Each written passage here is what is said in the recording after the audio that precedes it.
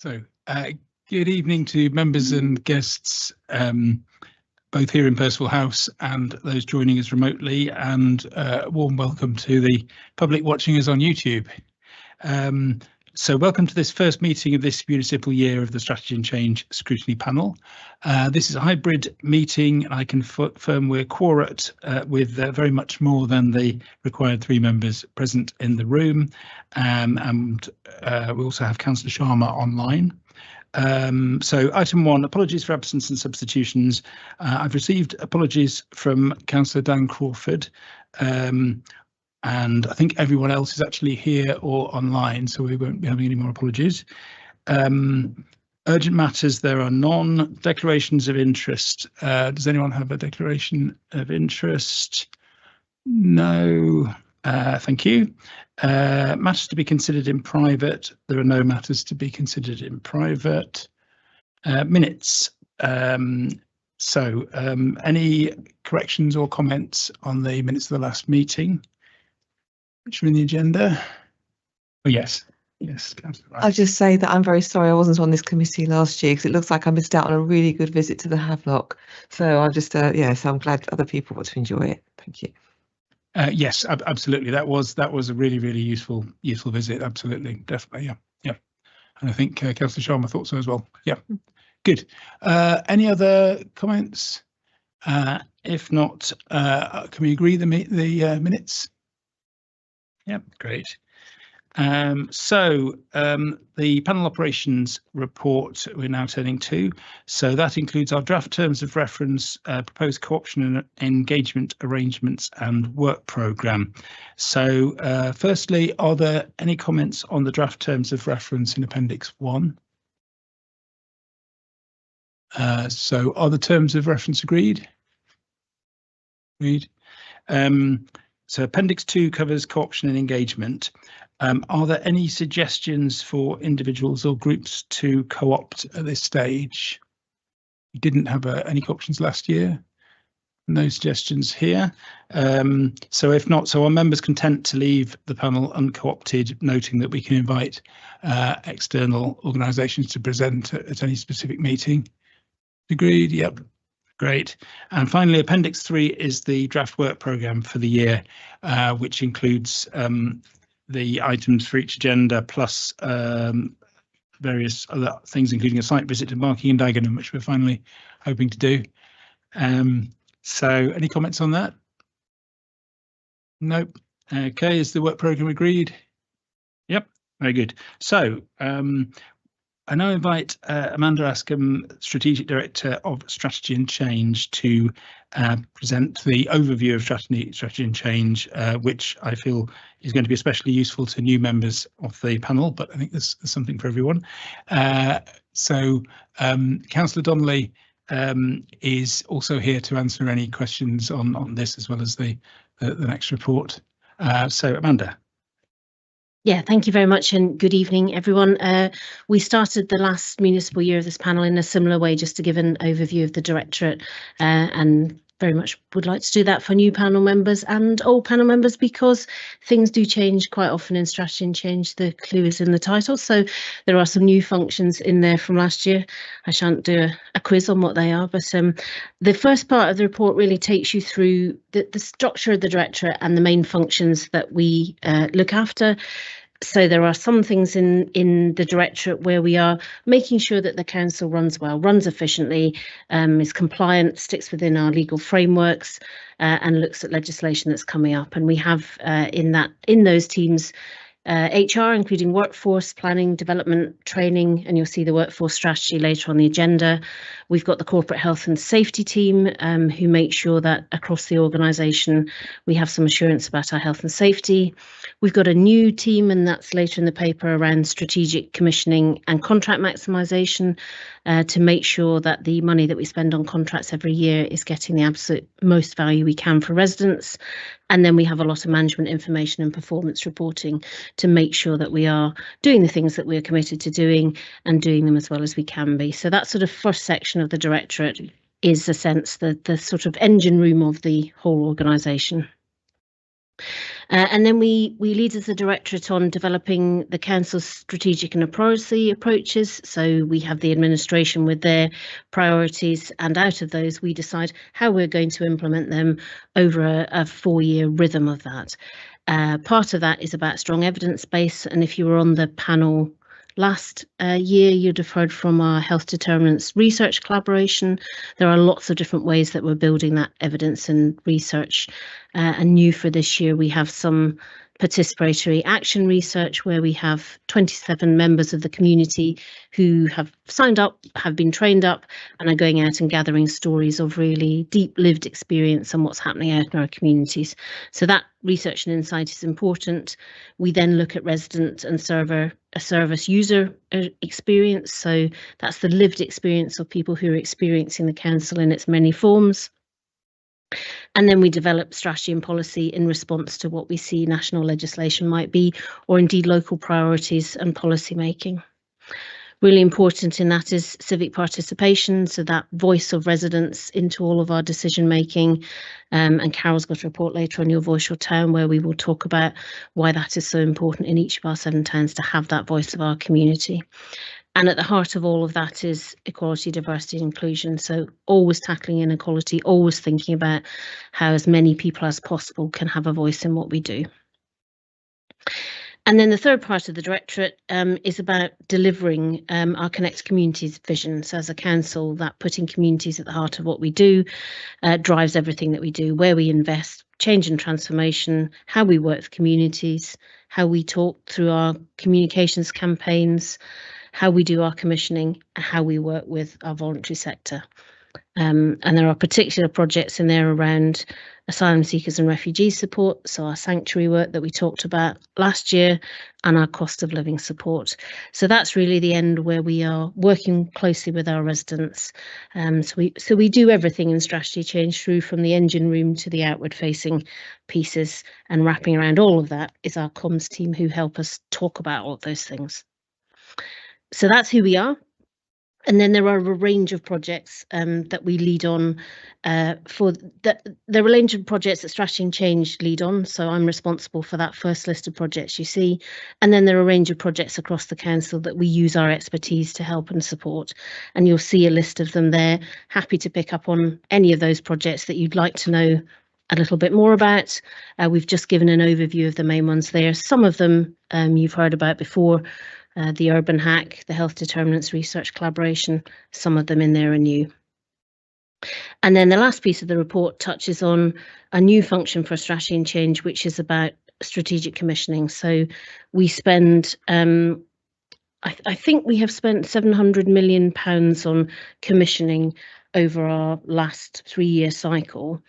And that covers lots and lots of our different services, and we haven't had in the past a way of bringing those together. So we might do really good commissioning in adults, we might do it in children's or in housing, but where do we bring that together and say, how does this impact a person who's thinking about children, adults and housing? Lives are not lived in these silos that we have. So where is strategic commissioning, making sure that we get the best value out of the things that we're taking forward.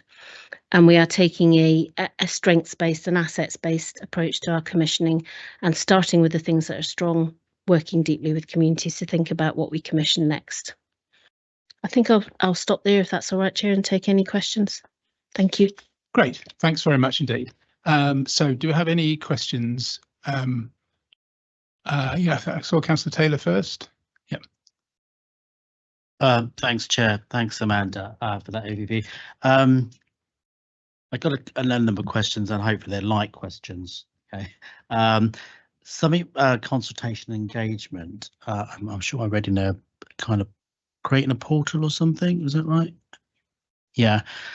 I just wondered, and this isn't criticism of what we can do, but I know when I used to sit on OPDC before, they had so much consultation up in North Acton. Do we get a sense that perhaps we have consultation fatigue at times?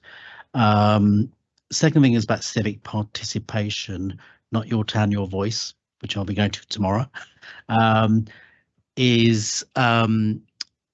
I was thinking about other meetings. We often don't publicise the other meetings that go on, including cabinet as well, or even the council meetings on our social media feed, saying, you know, this meeting's coming up next week or whatever. I think sometimes that's quite useful for public to know that. You know, we've got a YouTube channel. Perhaps the thousands of people in Ealing want to see our meetings, you know, because when Councillor Donnelly waxes lyrical about our state of our finances, you know. And then the website improvement. That's a long-standing one. Where are we with that in terms of timelines? Right, let me tackle those. So the consultation and engagement portal, that's part of the community charter was adopted at cabinet this month, and the consultation portal will allow us to be consistent about our consultation work. In many services it's statutory, we must carry out consultations, and in other services it's more conversational. We're trying to inform and gather some insights about what we're doing. So this consultation platform will allow us to see, actually we've done 16 consultations in Acton and none in Perivale. Let's be more systematic. It will also allow people to go in there and say, has the thing that I'm interested in been consulted on before in Acton? So let me see what's already been said about it. So it just really helps us to manage consultations more systematically, and so we gather more information and intelligence. So it's a really good and interesting platform. So welcome to a demo of that anytime if you're interested. Civic participation, absolutely. So we could be advertising more things on our social media.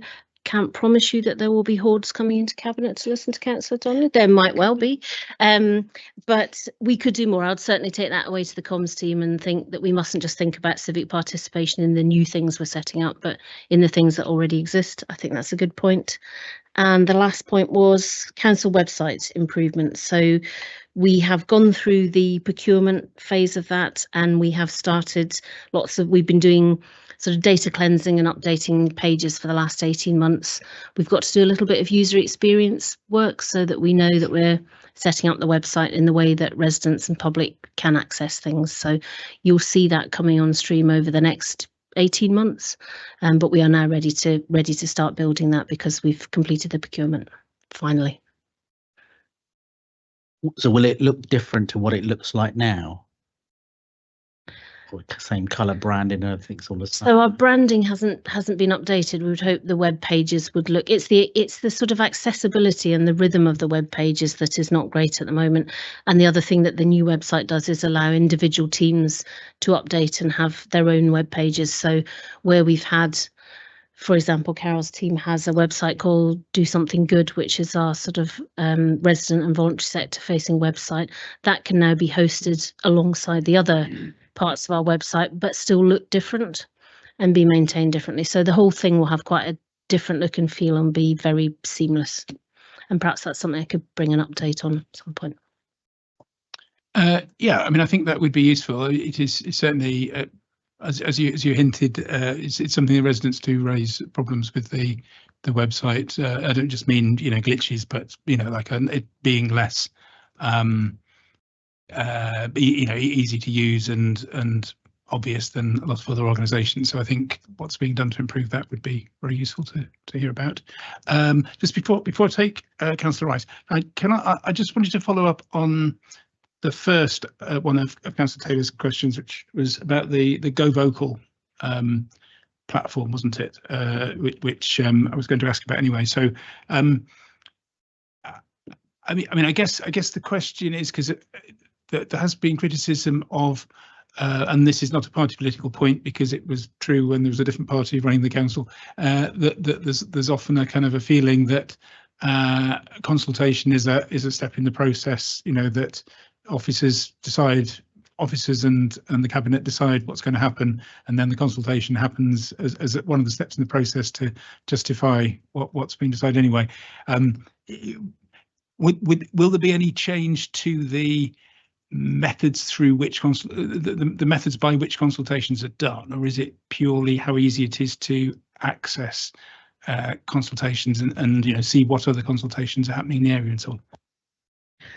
So I think there are a couple of things in there. The platform definitely helps people to think about whether this is information sharing about a change that we're going to make, or whether it is a genuine consultation. So the platform sort of guides you through answering those questions so that you're sure in your mind you're consulting properly. But I suppose a bigger thing for us is the community charter, which very much steers us towards deeper engagement much earlier on, rather than a consultation later on. So, and I think the practice in the organisation has changed quite significantly over the last, certainly since I've been here for 2 and a bit years. People are getting into that sense of it's okay to go out with something that's not quite fully formed and have a broader discussion about it with residents and communities, and then come back and do the sort of more statutory consulting later on. So it's not, it helps us to drive practice, but we've all got to work on that as well. It won't solve practice where it's not right yet. Yeah, Councillor Rice. Thank you, Chair. Because there was a question I was going to ask later with the next part of the agenda, but it actually follows on quite nicely from something that Councillor Taylor was mentioning, in terms of consultation, and when we've actually had consultation previously. And so one thing I'm just wondering about is that, certainly from my experience being in Northolt, is that we've had many years of asking people what they want from us as a council and us in the community. And I'm just really wondering, there is that kind of fatigue that could potentially set in. And I'm just wondering what we're really gaining from Your Voice, Your Town, if it's appropriate to ask anything specific at this stage, that's actually going to really progress us from other work that we've done. I mean, I'll talk about in 2020, there was the engagement strategy where we worked together with New Practice and the Resolve Collective. I mean, how are we ensuring that we're not just simply repeating work from them? Because I remember there being an awful lot of work then, and we had a brochure from the kind of with feedback that we got from residents, and they had lots of ideas about maybe wanted to be cooking for the community, and also, I mean, probably more broader than that. In 2019, we worked together with the Democratic Society for consultations in Ealing generally, and I'm just wondering how we're ensuring that we're actually progressing from there and just not simply putting residents through yet another. What would you like to go through? What would you like to have from your community? Would you like to go through yet another workshop or question and answer session? Thank you. Yeah, I mean, I think maybe if you park the specific Your Voice, Your Town aspect, and we'll come back to that, but if you answer the rest of the question, please. Yeah. Yes, and Your Voice, Your Town is a key project in this, and Carol is our lead on that, so I'm sure we'll answer either here or in the next paper. But I think it is a good point, and we hear it from our communities all the time. Stop asking us what you want, and not giving us, particularly not giving us that feedback loop about what you did with the information. And we're really trying to do that in a very different way, where we're saying this isn't just a sort of extractive, we're coming to take things out and then we'll think about what we want to do with it. It's got to be a genuine relationship about what can we do, and a very open what can't we do, actually, because residents are always saying, could we have this thing? Could we have that thing? And sometimes the answer is not from us, but we can support the communities to get what they seek. So we are learning and we're getting better at it. I think your question about, are we building on what we've heard before? I think some of the things that we've brought in help us to do that. So we're doing a big piece of work at the moment about bringing together all of what we've heard before into a sort of library of insight, if you like. We call that our qualitative information. So along with our quantitative data, which is the sort of numbers and statistics that we count, we've got such a lot of rich information about how communities feel and what people say about things, but we don't have that in a place where people can access it very easily, as we do with some of our quantitative information. So definitely bringing all of that together, so we start from a point of what we already know. We're not asking the same things again. So definitely improving practice there, but it's hard to get right, I think. And a lot of Your Voice, Your Town is about the relationships and the trust and the confidence building about what we each of us do with that information and conversation. Do you want to add anything? I think I could do it later. Yeah. Fine. Yeah, Councillor Rye, please. Sorry. I'm just wondering, when you talk about the conversational consultation and then you do the formal consultation, are people aware that there are two types of consultations going on, and how do they know which one they're participating in? Yeah, so there's a really broad spectrum of consultation, and that the sort of conversational bit is more about so our participating action researchers, for example, are our community members who are going out and gathering stories. So they are talking to their communities, their friends, their neighbours, and they're bringing back to us a sort of a rhythm of life, of lived experience, so that we have more insight, and we're not necessarily using those to make a decision. We're using it to deepen our understanding of what's happening. When we have a statutory consultation that we're used to make a decision, we're very clear. This is a statutory consultation. This is how questions will be asked. This is the methodology. This is what we use it for. So there's a whole spectrum in the middle of that as well. So communities should know. We should be really good in our practice at saying this is what we are doing this for, and this is what we hope to get from it. Perhaps I didn't make myself very clear. So the online consultations that we do, they are purely the formal consultations and not the information seeking ones. So I may have used the word formal in the wrong context. We've got some statutory consultations, which are, so they are, I think I said formal, so so they are, we've got to be very clear about what those statutory consultations are. Not all of our online consultations are statutory. So some of our online conversations could be more conversation. So that's my question. Yeah, and it's very clear. Yeah. Sorry, is it very clear to the public that they are different, very distinct? One will have an outcome and the other one won't necessarily have an outcome. So they definitely should be. So every good consultation should start with why you're having the conversation in whatever form it is. And part of the Go Vocal platform will help us craft more of that, as well as the community charter. Okay, so Councillor Mohan, you were nodding. Were you wanting to ask? And then I've got Councillor Midder. Yeah. The results of the consultations, are they always obligatory or are they open to interpretation?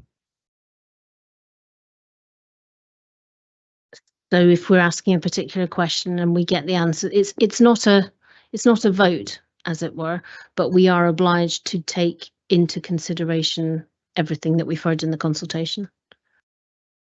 Yeah, what I mean to say that if people sort of vote in certain direction, is it that that direction must be followed, or is there some kind of other interpretation that can happen?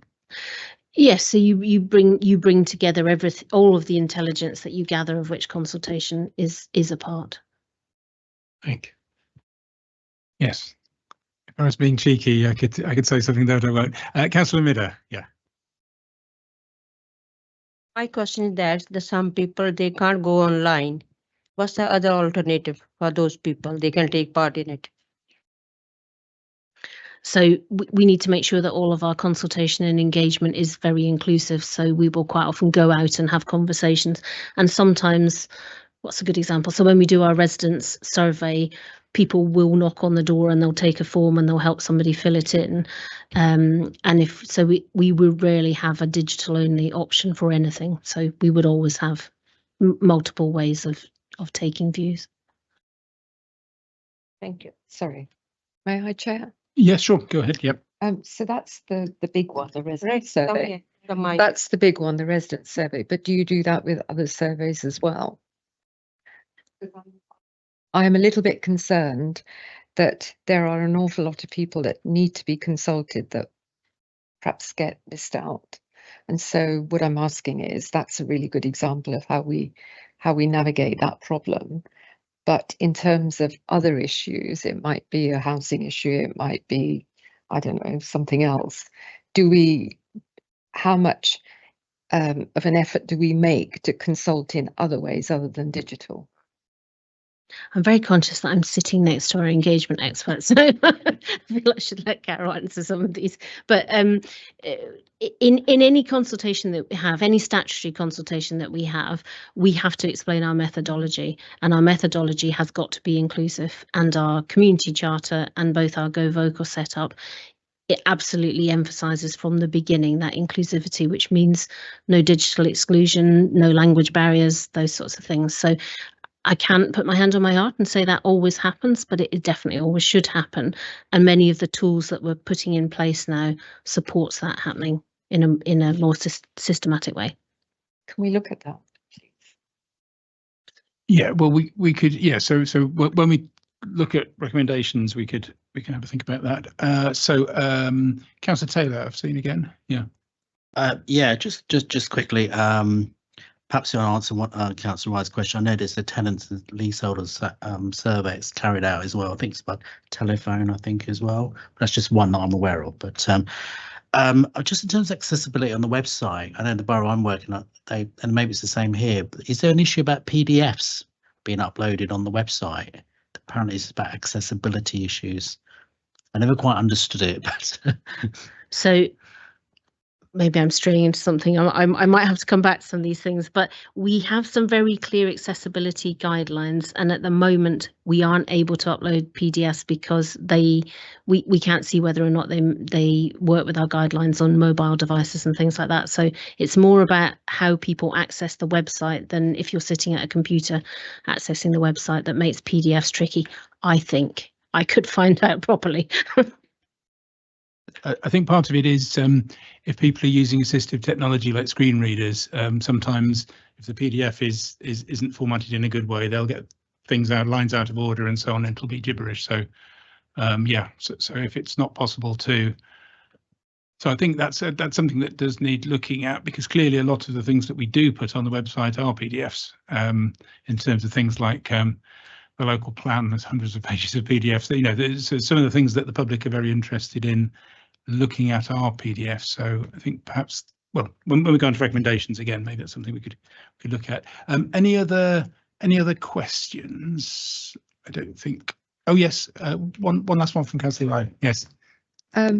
You talked about strategic commissioning and performance coming into your department. Could you just explain to me, and I'm sorry if I'm going to bore everybody else with that question, but I'd just like some clarity on how that's going to work centrally. Is it going to be removed from the departments? I mean, I want to know how that relationship's going to be maintained.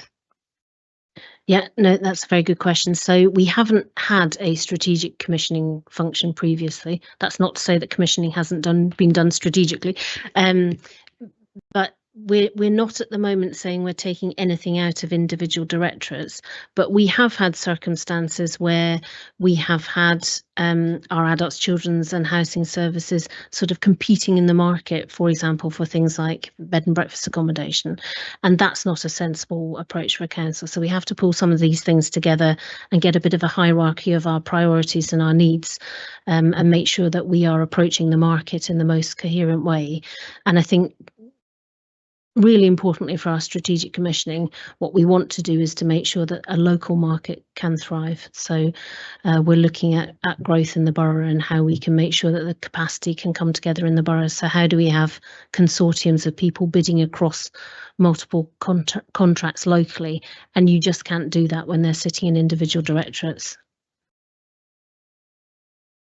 That's helpful, and I completely agree with what you're saying. So you're saying because it's a new function in that department, it's evolving. Okay, thank you. Great, thanks. So if we move on to kind of next steps arising from this, so there were, oh, sorry, did you want to say something else? I just wanted to say, because the comms team is probably one of the teams watching this on YouTube, I do have a paper on PDFs, which I could easily circulate to the panel, which I have asked for before, and it does explain in detail what works at the moment and why the new website is going to work slightly differently around PDFs. So there's definitely something I could be better with my answer on that one. Great, good. Okay, so I think there's potentially three things which are probably not formal recommendations. They're more kind of things that you can assist us with more information. So you offered a demo on the new website. I'm thinking from the questions about Go Vocal, it might be useful to have maybe a demo of that if that's possible, or more information on it if it's not possible. And then the third thing is what you were saying just now. If you circulate the paper on accessibility of PDFs, I think that would be very helpful. The other point that I picked up was Councillor Rye was asking about digital exclusion. Now, clearly, you know, it is understood that digital exclusion is a problem, and there are measures to avoid doing it. Is there a recommendation that you'd like to formulate around digital exclusion? Sorry, Mike. Sorry. I think it would be helpful to know, to take a sample and say, you know, how many consultations we had out of that sample that have included these additional measures to make sure that people aren't excluded. I think it would just be helpful to get that overview. Good. Okay. Did you want to respond to that, Amanda? I would just wanted to respond to the demo on the website. So I think the demo I mentioned was on the Go Vocal. The website on the website won't be ready for demoing for probably another. We're not actually launching till summer next year, so we're in a very technical data transfer phase at the moment, which there isn't very much to demo. But certainly on the Go Vocal website, I can do that. Good. Great. So yeah, I mean, so in terms of the of the digital exclusion issue, so we could have a recommendation around what Councillor Rye was suggesting. That would be something that would make sense, I think, in terms of reviewing the ways in which different consultations have dealt with that issue, so we can see whether we're consistently addressing digital exclusion. Good, great. Yeah, not all of them, because that would be too much work, I think, but just to get a sample would be nice. A review of a sample, yeah, okay, that's good. Good, great, good. So any more suggestions for recommendations? No, in which case we move on to item 8, the Your Voice, Your Town Value for Money report. I'll invite Carol Sam, who's Assistant Director, Qualities and Engagement, to introduce the report. But obviously Amanda's still here, and also Councillor Donnelly, as the portfolio holder, is here when we get into questions. So Carol. Okay, good evening, thank you. So the report looks at the process, the value for money process, in how we selected the partner to work with to deliver Your Voice, Your Town, but it wasn't called that. That was the name that evolved over time. So the paper is in about 4 parts. I say the first part gives the context in terms of the background, the rationale for it, for why we did it. Then it looks at the process, which I'll go into in a bit more detail in terms of what we were looking for, the ratio of quality to price, who the selection panel, and then there's a table that presents the scores from the all of the 5 applicants, and then it also looks at the second part. I think I would say that we exceeded the value for money. Not in the first part, we demonstrated value for money in following the council's procurement process, but in addition to that, I think we were able to demonstrate that we achieved efficiencies, effectiveness, and economy. And actually, many of you know that we are in the third stages or phases of Your Voice, Your Town, where we are now starting to forming town teams. I know some councillors here are on the town team.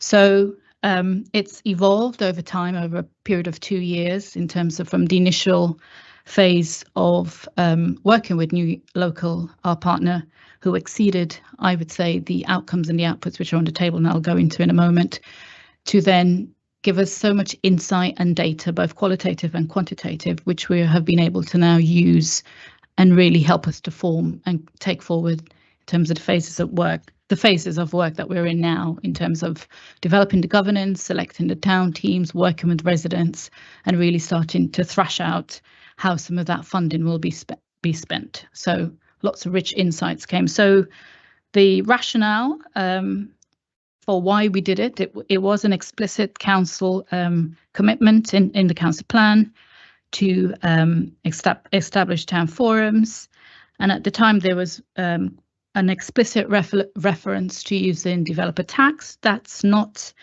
that's still being developed, and we are due to have that come on stream relatively soon. But in the interim, we are using funding.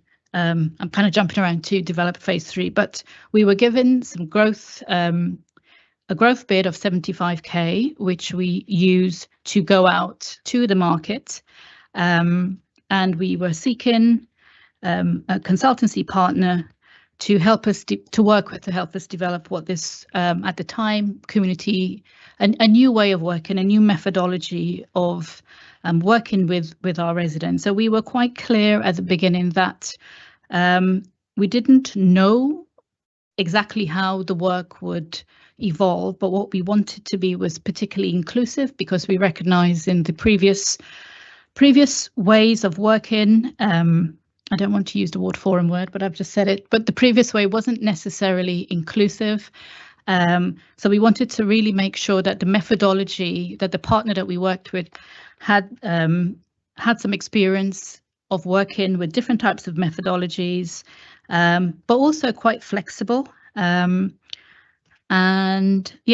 had really had lots of experience in terms of civic participation, devising different models, but also being able to work at scale and to be able to influence policy. So with that in mind, we went out to the market, and the way we identified those organisations that are listed in the report, so Collaborate, CIC, Involve, New Local, Renaissance and Young Foundation, a lot of that was through research, looking at what other boroughs had done, speaking to colleagues, and really online. So we went through following the council's procurement process.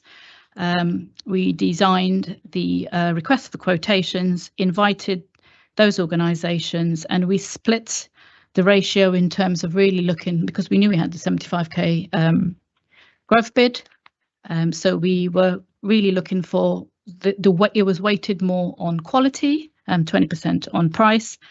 So table 1 in the report just illustrates or gives you the scoring of how they performed under each of those categories. And you'll see from that, New Local, I mean, some of it was quite close, but New Local were selected. Well, they scored the highest, and the selection panel was a cross panel of colleagues within the council. It was Amanda and colleagues in the community and engagement team. And what we wanted to do was bring together expertise in terms of judging those bids, both from a strategic lens through Amanda, and then Mandar worked in the region. They had lots of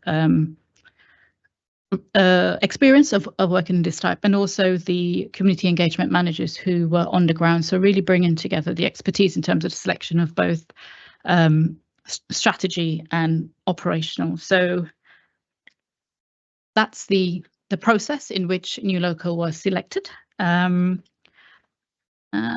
so then so within the paper, then it's also the next phase is just, I'm just probably looking at the so we would say, so a lot of that work, it was really extensive, it was really detailed, and we were able to collate quite a lot of rich responses. And picking up on your points, both digital and qualitative data, because what we did, we went to the places where people don't necessarily get their voices heard. So we went to them, we went to the residents, we worked with lots of organisations. I should also actually mention that we delivered training as part of the process. New Local delivered training to some of our councillors in terms of what's good practice in engaging and working with our residents, recognising that this new way of working, perhaps it may be not new for some, but for some council, it was a new way of really looking at how do we share power, how do we relinquish some of that decision making and allow the rep sort of pushing from behind for the residents' voice to take precedence in some of that work. So so in terms of efficiency, I would say that we were able to demonstrate really rich data, both qualitative and quantitative, and it has been quite iterative. the process since the appointment of New Local and their work had finished. They published a report. There were a number of recommendations which we are taking forward. Table 2 shows a lot, the outputs and the outcomes, and you'll see there's some quite huge numbers in terms of residents engaged. But what we were able to do, which I think is particularly significant, is once we've gleaned that data, we went back out and we were able to go back out and play back what residents were saying that they wanted in the particular area. And actually picking up on your point, Councillor Rice, in the earlier question, I am aware of the work that was done in Northolt quite some years ago, but I think what's particularly different in this is not to diminish the work that had been done before, but we were really active and purposeful in making sure that we were able to take people along the journey and involve residents that hadn't necessarily participated before. So moving along the journey, we are now at a stage where we are looking at forming town teams and residents, and through that process, they were able to vote on the priorities for each of the towns that were important to them, but they were also able to comment and say they comment on being part of and being an active part of those town teams. So we're at the stage now, I think colleagues are in Southall tonight and in Perivale, deciding on the process of how some of that funding could be used. So we've come a long way from the initial phase of appointing New Local, and we are here 2 years on. And there's just some comments.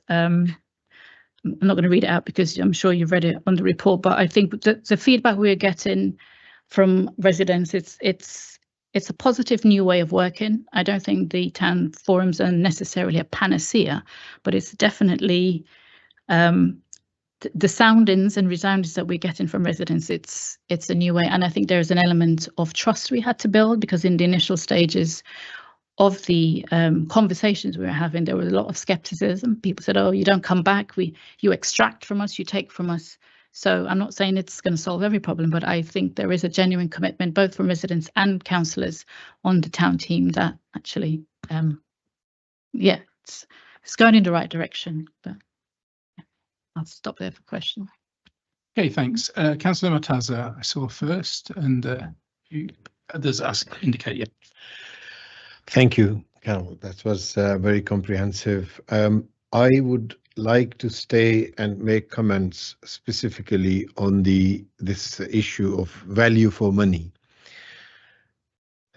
Nearly 2 years we have spent on this, and it is almost half of a councillor's term. Was there any time frame given to this organization, or the way we have commissioned the service? Was there a time frame given to them that they have to prepare the report or bring up a structure within this time frame? And have they come up with the ideas within that time frame? And if there was open liquid fluid time, has that impacted in that 75k which we were initially given to prepare that report? The other comments which I would like to make, I think the jury is still out whether how effective it is going to be. There are some pros and cons about the reports, but I think we will leave that for the time to prove. Thank you.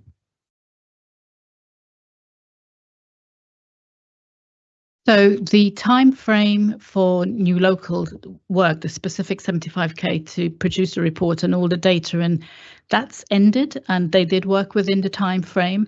But what the process and the methodology that they helped us to develop is now evolving. We are now using that to take it into next stage of work. So it was quite specific in terms of the outputs that they had to achieve within the time frame of the RFQ, and the outputs are on the table 2.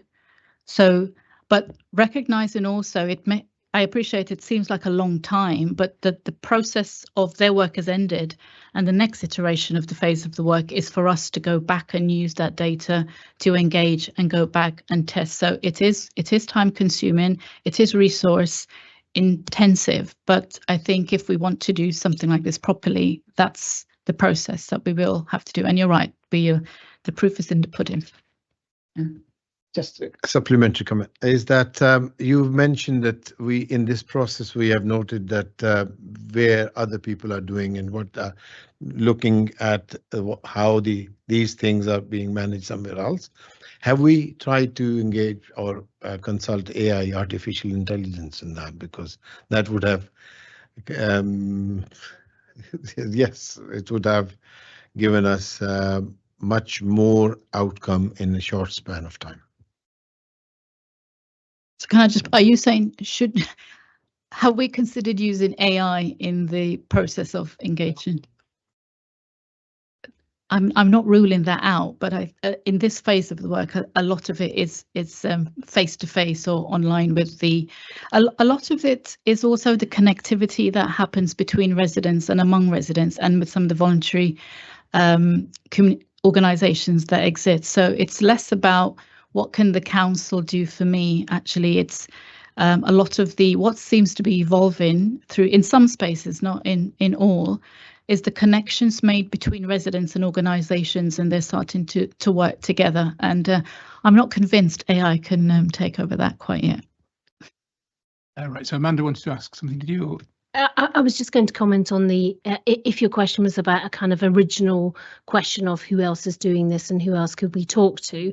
I suppose at that point Google was as good as AI in a sense, but it's only in those human conversations, and we have talked to lots of other councils and lots of other places who aren't councils who are doing this kind of civic participation. So absolutely a sense of, first of all, finding out who's doing things.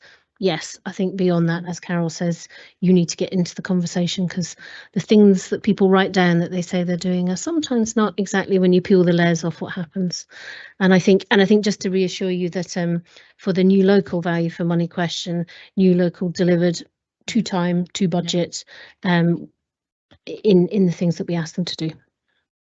Okay, I can have Councillor Rice, then they're going to have Councillor Rye. Right, thank you, Chair, and also thank you, Carol, for answering the previous question. And also, I suppose it does really bring up a challenge for us all, is that now, after so many years of asking people what they want from their community, it's a matter of actually delivering now. So that's really the next challenge. Can I just maybe just ask a couple more questions? So my experience of ward forums, when it comes down to kind of community things that we can do and things that people want in the community, that only really made up a very small portion of the meeting. The rest of it was more about people just raising particular issues in the area. So I can come up with one example now that I've got, is that someone came up to me at a meeting where we were discussing HS2 issues, got very excited saying, "Oh, I hear the ward forums are back."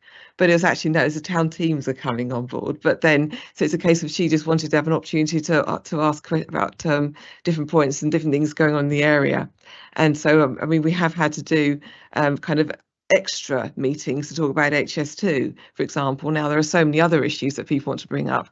When we had the workshop for Northolt, there was a gentleman there who was just saying he was quite disappointed because he thought it would be like a town hall situation. He could put his hand up and raise some particular issues that he had.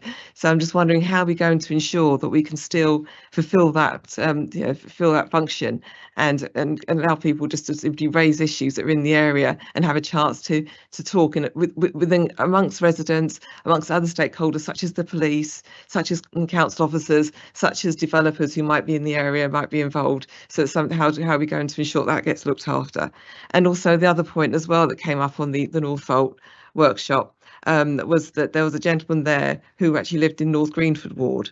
And and it was referred to me to talk to him about something he wanted to discuss.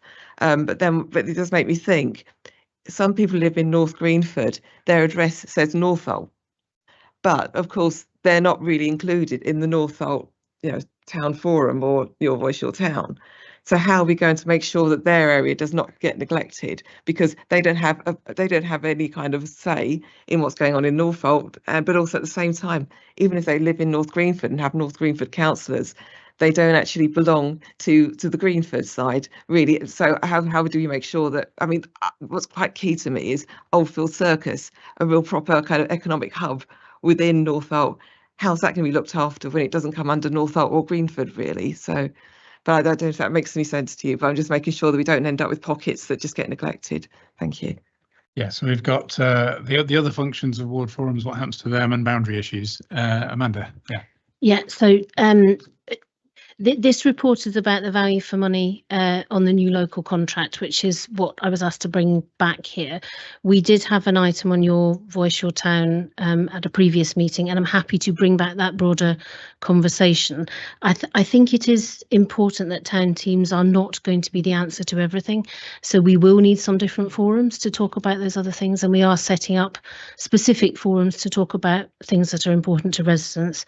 And we know that the kind of edges of town teams are a contentious issue, and we are thinking about how we manage that, whether we need more a sort of more dispersed town team, more town teams, different venues, that sort of thing. But I think it's important to remember that your Voice Your Town is about a collection of activities across a wide place. It's not about one single place and one single thing. But I'm happy to bring back another report on your voice, your town, and the broader issues if we have them. But I think some of these are an ongoing learning for us about how the town teams will work and how we manage them. And certainly that one about place and where people identify with, and the difference between addresses and which town team you belong to is something that is very live for us and we are discussing. Oh, thank you, because to me it did have some relevance to kind of value for money, because of course it does create another expense if we have to start thinking about finding other ways of being able to fill these functions. So I'm just hoping that we just get value for money in terms of that we can actually serve the residents in every way that they want to be served. Thank you. Okay, Councillor Rye. Sorry, I've forgotten my original question, but I have another one. So these, so we're talking about the border issues. We can bring that up at a later date, as you said, but it will depend very much on what the border issues are, other than just identity, because you may have a hub of activity that affects both sides. For example, you might have a residential, an industrial outlet within a certain area, and it's just across the border, but it may impact on both, across the border. So it's those sort of issues that I think need ironing out, really. And also, would those business representatives be able to come to these sessions as well as the residents? So if I give an example, I'm looking at you, Tish, and thinking of Acton. So we had the Acton town team meeting a couple of weeks ago, and on the town team was the business, the representation from the business improvement district. So they're bringing different lens and different issues and to solve problems collectively, but also picking up on your point, Councillor Rice. So yes, that there is I think one of the things for the town team, it's the question that we're encouraging members to, whose voice isn't within this. And we see councillors' role as really important in this, actually, and being part of the town team, and to saying, well, actually, so and so isn't reflected here. We should include them. But also in terms of the topics that get discussed, you mentioned HS2. There's an opportunity there again for collectively the decisions to be made amongst the town team to say, well, actually, this is a really important issue and I'd like to raise it. So it is, as far as we're attempting it to encourage and facilitate that, it's as inclusive as it could be, to make sure that the voices there are reflected and the issues are represented. So Councillor Taylor, and then I'll ask something. Thanks. I'm not going to talk about the your voice, your town, because we did discuss it before. I know you guys are new in the panel, but just in terms of this paper, you brought it here, Chair. Was there a rationale behind bringing it, this specific paper about VFM, as opposed to, say, something else in Amanda's team? I'm just trying to get an understanding why. So I think the thinking was, when we looked at it last time, one of the things we were looking at was questioning the value for money of the process more broadly. So as I said, well, I'm actually going to ask a question which perhaps helps. Yeah, so what I was going to ask is sort of looking at the value for money in a kind of broader context, because the original idea was that we would have SIL, you'd have £2 million of SIL for the town teams to spend. So that was the context in which the 75,000 was procured. But in fact, we heard at the last full council meeting that there'll be very little SIL revenue for the next 3 years. So we're talking about the amount that's coming from ordinary council funds, which is less than £500,000. So we've spent 75,000 on new local, plus a lot of officer time, particularly the community engagement managers have been spending a heck of a lot of their time. So we've been spending, a six-figure sum to work out how to spend a slightly bigger six-figure sum, if you like. So is there a response to that kind of broader value for money point? So I'll come in first. I don't know if Councillor Donnelly wants to say anything on this. So I think very happy always to bring back a value for money report on any subject, but that requires us to give you a proper report about what the whole of Your Voice Your Town is about. This was a very specific request to us about the £75,000 that was spent on a consultant and the value for money we got from that. That £75,000 was in a sense, an explorative amount to support the council plan, and seen as a much better option than employing more people to do this, because external consultants have a lot of expertise and experience in setting up this work. And what we got from New Local was a lot of ideas about how we could do things, and a sense from them about you have to build this carefully and thoughtfully. And I would say that Your Voice Your Town is not just about spending any money that we get from NSIL, it's about reshaping a different relationship with communities. And what we're hearing is that our communities, probably more than any part of the council, are recognising and experiencing this work really well. And that trust that we're getting through Your Voice Your Town and all the conversations we've had in going out to groups. And I think often we think of Your Voice Your Town as the meetings. It's not at all. It is the work. It is all the activity that's come out of it, all the conversations that's come out of it. And that is allowing us to have very different conversations about a whole range of other things. So to bring back a value for money report on Your Voice Your Town, very happy to do that, but this is not it. And I would ask for not answering those questions sort of on the hoof. I think we need a deliberate, careful, honest report on that. Councillor Donnelly. Yeah, just to reinforce that, of course, not everybody not every representative in the council was a supporter of the move to this approach, and some parties, including your own chair, clung tenaciously to the notion of ward forums, which we were clear in 2022 when we stood the election that we would replace with this more community focused approach, and we have done so, and it's taken a lot of time, and it's taken a lot of effort, and it's taken a little bit of money, but I think it has come in very much within the value for money that was set out in 2022. We haven't spent some money and then retrospectively we're trying to work out whether or not money that was spent was done properly. It was absolutely clear in advance what we were going to do, and I think what the paper shows is that what we said we were going to do, we've done. In terms of issues of borders, I think they're inescapable. There were border issues with area committees. There were border issues with ward forums. There are border issues with London boroughs. If we're honest, if you're a resident of Perivale, the nearest kind of economic centre of gravity to you is Alberton, but you don't influence how things in Alberton are done.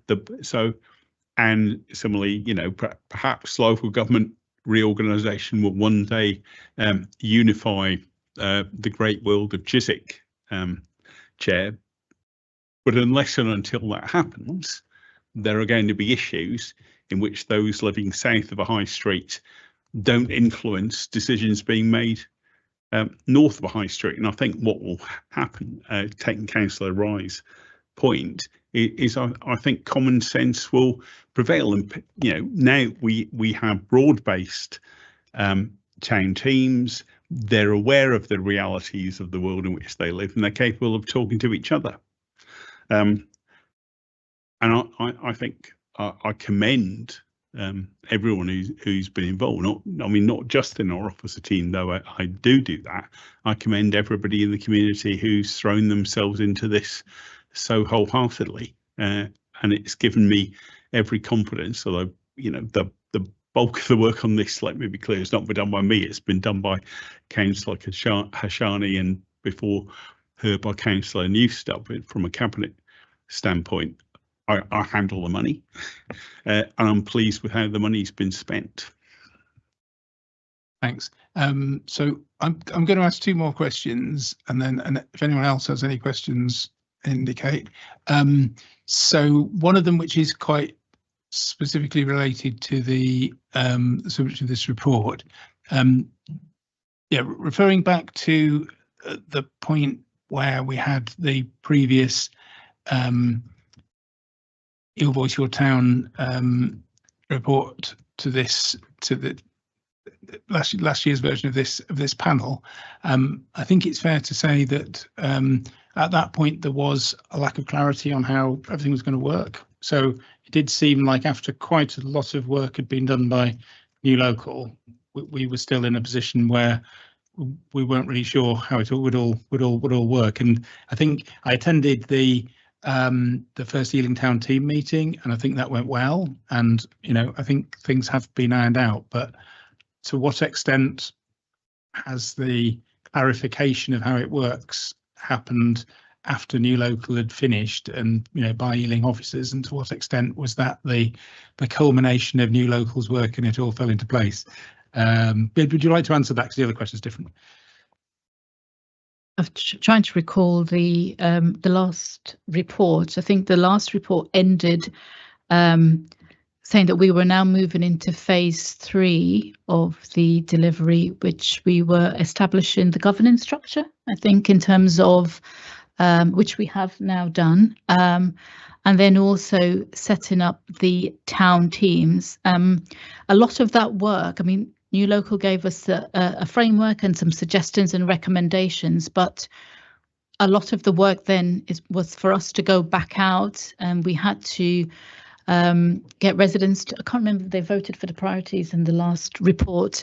So we had the priorities, we had residents saying they wanted to be part of a town team, and then sifting out the town teams, getting members, councillors to decide who would be on those town teams, thinking about the other roles, not just within the town teams, that the local community who are not part of that could play. So there was a lot of phases that we still had to put in place, which we have now done, which wasn't reflected in the report. And the premise for that was then going back out and using that data, but the infrastructure is the work. New Local had given us a framework and a recommendation, which we then had to go and make it fit for purpose for Ealing. So I don't know if that adequately answers. Okay, thanks. Yeah, Councillor Wright, do you want? Is it relating to this? Yes. Okay, I'll take you, and then I'll ask one more question. Yeah. So we'll take you as later. Yes. Used to meetings. Okay, I just want to acknowledge that I think this is a massive piece of work that's been undertaken, and we're talking about, did we know how it was going to pan out at the beginning? I don't think you could possibly have known how it was going to pan out, because you'd have to do the exploratory work and see what the state of play was in the borough before you could come up with solutions and different ways of working. So that's the first point, and I really think it's an excellent piece of work. And I almost wish that we were there when we hit COVID. It would have helped a lot. So the way we engage with the community is so important in so many different ways. That's the first point. The second point is, in terms of value for money, I do think to get this scale of work done from an external provider is much cheaper than actually getting someone in-house to do it. as well as by doing that, you've also got the additional skills, the additional experience that comes from outside your borough, which would actually improve and get us to where we want to, because you've got new experiences being brought in. And I say that because I've worked in communications and that's my field of expertise. So I really commend this piece of work. And I think now the most important thing will be, how do we implement it locally? Do you want to come back to that, or don't have to? Just to say thank you to Councillor Rye for for those comments. Okay, so last question from me. As I say, I will take if anyone else has any, but the last question for me is just, I think a lot of us kind of assumed at the start of the process that that the Your Voice, Your Town would end up with some sort of kind of town-wide public meetings as being the kind of organ of it, and what instead is happening is the town teams, which are I think it's in the over 100 individuals registered. So it's like essentially the decision making is being done by 100 and something people. So you've moved from 70 democratically elected councillors making decisions to a brave new world where it's the whole community, but actually you've gone from 70 to 100 and something. You've not, and they're appointed through a kind of quite opaque mechanism. So just, do you have? I mean, that's probably more of it's probably more of a Councillor Donnelly question, really. But wouldn't, if it had been super good value, wouldn't we expect there to have been hundreds of people who'd applied to be in the town teams rather than a bit more than the number of councillors, kind of thing? Well, if it's a Councillor Donnelly question, it's only fair Councillor Donnelly should answer. I'll be candid, Chair. Much as I admire the approach taken, that did feel a lot like attempting to squeeze criticism of the overall concept into a paper about a very narrow value for money element. I know you don't like. I know you don't like the whole town teams approach, the Your Voice, Your Town. I know you'd rather have a ward forum in Southfield. We don't have it, and I would suggest that the sooner that your party can move on from the grief of that ward forum having disappeared, the better you'll be able to operate within the context of the new arrangements. We had a situation which 3 councillors typically made decisions about the spending of money at a ward forum level, not 70. 70 councillors still determine how our borough is governed. And we have taken a decision, and I think we stand very much by this, to devolve as much decision making about things that affect local people to local people, in order to create an organic method of consultation going back to the previous paper. And I think that it's tremendously, it's not just that it's a bold decision. It's bold in the sense that most people haven't done it. It's not bold in the sense that it's reckless, because we trust people to engage with it maturely and to help bring us to better outcomes. So in that sense, back to it, I think it's cracking value. Thank you very much. Okay, thank you. Obviously I'm here with a critical friend Scrutiny hat on, but seeing as you brought up the opposition, just for information, the opposition position is that we would have town teams and ward forums. So we want the opposition want the best of both worlds. So the opposition position isn't to get rid of them. So I think I saw Councillor Rye. Yeah.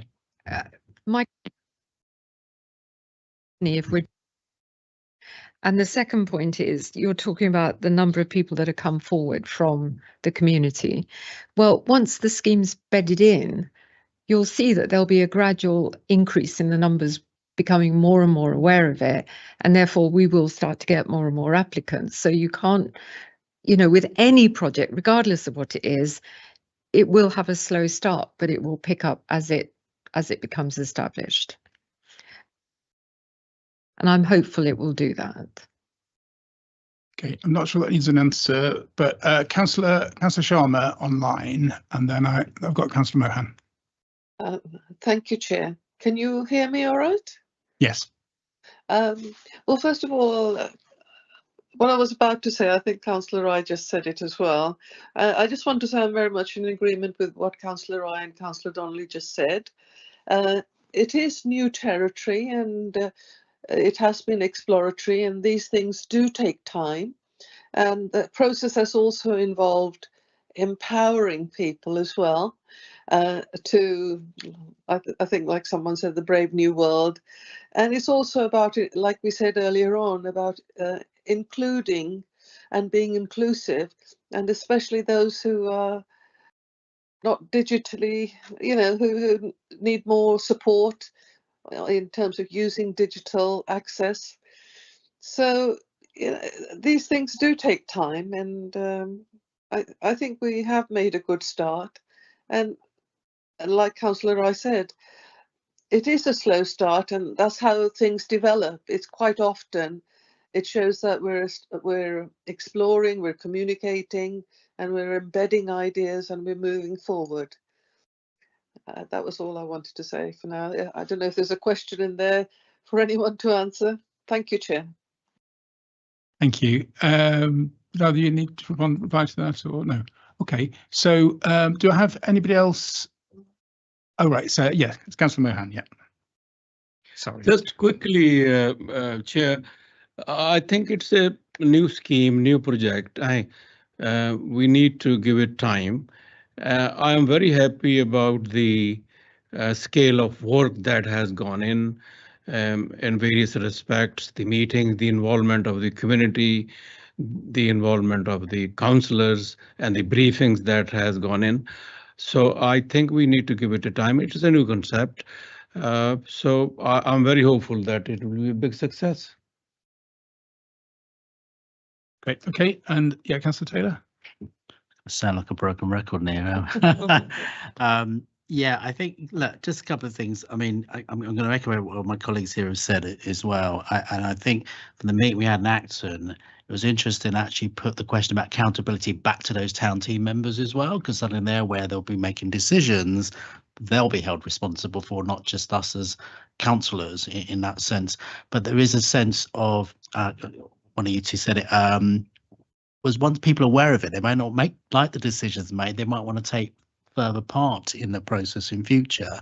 And I mean, I probably did express my skepticism before, should we say, in the last meeting, but in fairness, like guys are saying, it's the only game in town now at this moment in time. It's and it will be tweaked, it will be improved. This is a starting point, and I think that's the potential for it. And I'd probably put it after the last meeting I went to in town on Your Town, Your Voice. I think we did a similar thing a decade ago with East Acton Partnership, how we started that process of engaging local people in that sense as well. It's not the same model, but the point was it was something to go out there which was different from what the ward forums were at the time as well. So potential for asking people, involving people is not a bad thing. And someone like Acton, I can't speak for other areas, we have different populations, and some people move on and move out, as well. So yeah, I think it's working. It's unfortunately means I got to give another Wednesday night off tomorrow. There you go. Councillor Miller. I have no question, but that scheme is very good. The people are very happy. They want to share with all the things, because I have talked to the ladies club. They are really very happy to join this project. So this we can help anytime. So we are available, because the people know it. We have to do something. This is a very good project. Thank you. Okay, right. Well, hearing a lot of praise for Your Voice Your Town. So we move on. If no more questions, we'll move on to recommendations and other next steps. So I think one thing is Amanda offered a further, like sort of a progress report on Your Voice Your Town more broadly, which I think we could look at for December, perhaps. Would that make sense? I think, well, not next meeting anyway. It'd be one of the last 2 meetings of the year anyway. We could talk about that offline. I think that would make sense. See how it's working in practice. Are there any other recommendations from the report? No. I mean, I think the report covered. Councillor Midder. And other question is that you said 75K is a 7 towns. How can you divide the money between the 7 towns? So that's the amount that was spent on the consultant, rather than the funding is larger than that, 400 and something thousand in the current thing. So yeah, and I think it's divided pro rata to the wards, isn't it? Yeah. Okay, good. So right, so there's no other recommendations on that. So we'll move on to the workforce strategy progress report. Sorry to keep you waiting, but we've got Kim Brown here, the Director of Workforce and Organisational Development. And for this item, we've also got an expert witness from the trade unions, Sukhminder Khalsi, who is joining us. So thank you very much for joining and for waiting while we discuss all of these. So Kim, can you present this report, please?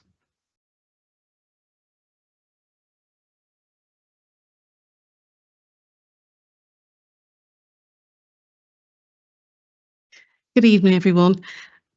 So before you have the council's workforce strategy, and I know you've read the report, but there's just some points I'd like to make.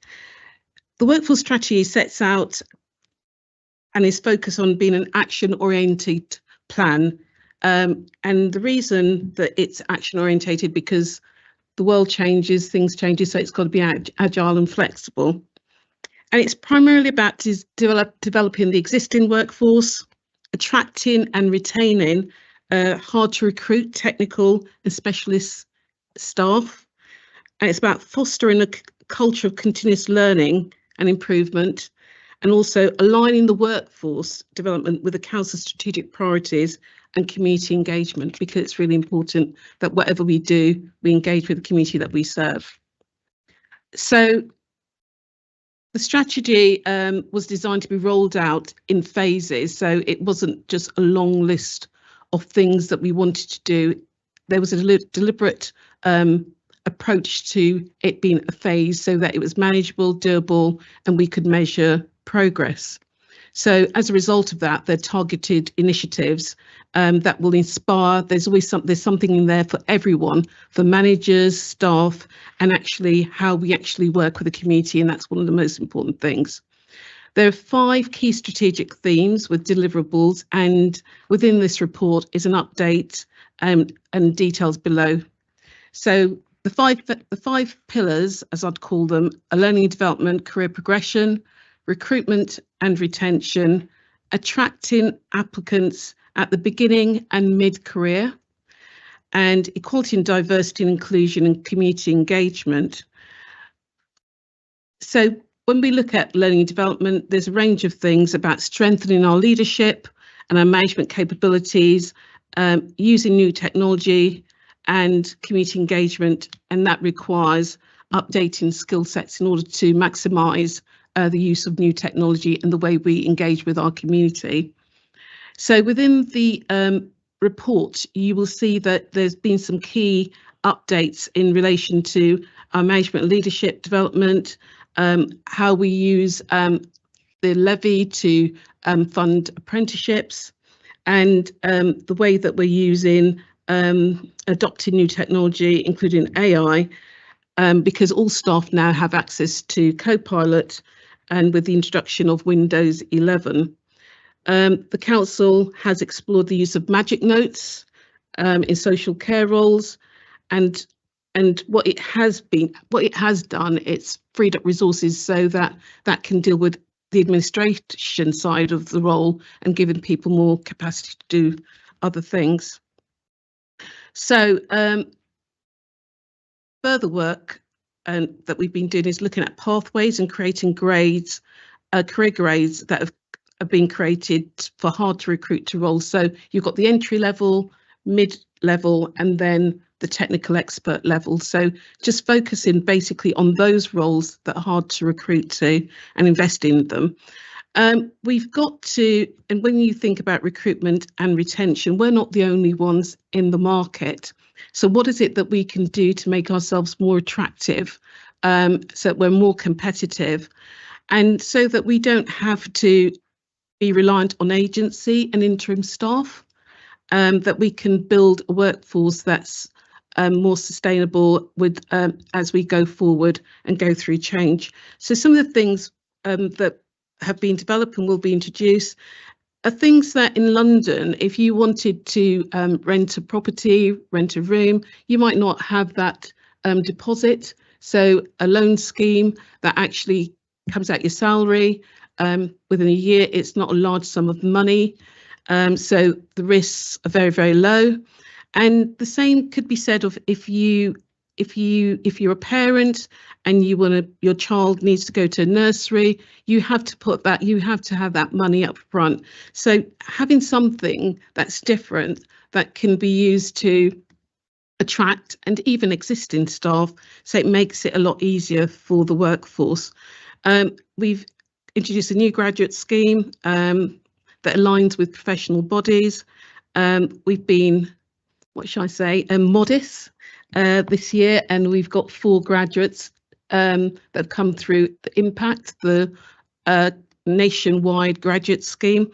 But we've been really, really clear that we've got talent in our community, so we want our graduate schemes to be focused on our residents. So we've got 2 residents that are actually living in Ealing, and we've got 2 that live in London, but our aim is that all the graduate schemes that we have, that they'll be predominantly for Ealing residents. And then we've got things such as the staff reward scheme, the long service scheme, but you'd only benefit if you've been here 25 years. That's a long time. So what we've done with no additional funds is actually seeking to recognise staff 5 years, 10 years, 15 years, 20 years and 25 years, an invitation to have tea with the mayor and afternoon tea with the mayor, and when you've worked for 25 years, you also will have a reward also that you can use.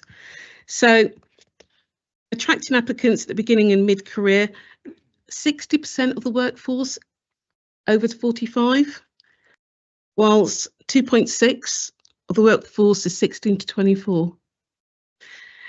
Anticipated retirements, because as you know, there's not a set retirement age, so decisions can be made about what people do. And the risk to us is a loss of institutional knowledge if we don't manage it appropriately.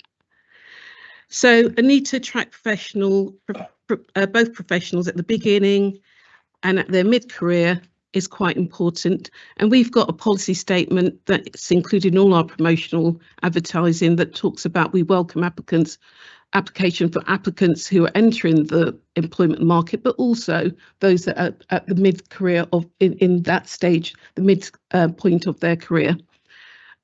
We've committed to 30 apprentices per year, and that will grow. It's an Ealing first approach that we have. And we've had our first work experience where we had 20 young people from our schools who came into the organisation and had a week's work experience, and it was real work that they did. So there's just a range of things that we're doing and looking at family-friendly policies, and there's a list of all the policies that we've updated. And when connecting it also with being a foster-friendly employer, where we as an organisation are actively encouraging more foster carers to look after some of our vulnerable young people. EDI, we engage with we've got a highly diverse community. We deliver diverse services.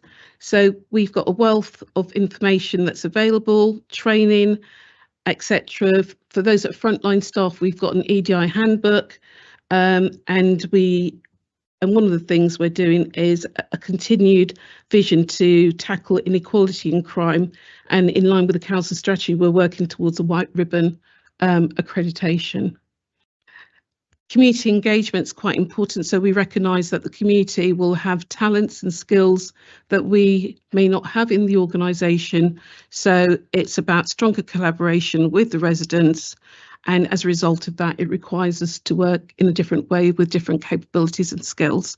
So there's a list of activities that we're undertaking, and next steps, there are things like the Employee Award scheme that we hope to launch in autumn this year, develop and introduce the retention scheme for hard to recruit roles, explore introducing job recommendation and the attainment of white ribbon status.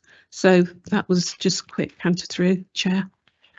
Yes, great. Thanks for the whistle stop tour through the whole area. So Minda, did you want to add anything at this stage? Yeah. Helpful, thank you. Yeah, don't know how to take it, but I'm a subject expert witness here. Don't know if that's good or bad, but let's see. Good. I just wanted to add that we acknowledge that we're against a difficult economic backdrop, particularly in local government. It's the pips are being squeezed. And we want to, from the unions, want to recruit and retain staff, because the staff are the people that deliver your service. Without the staff, you've got no service.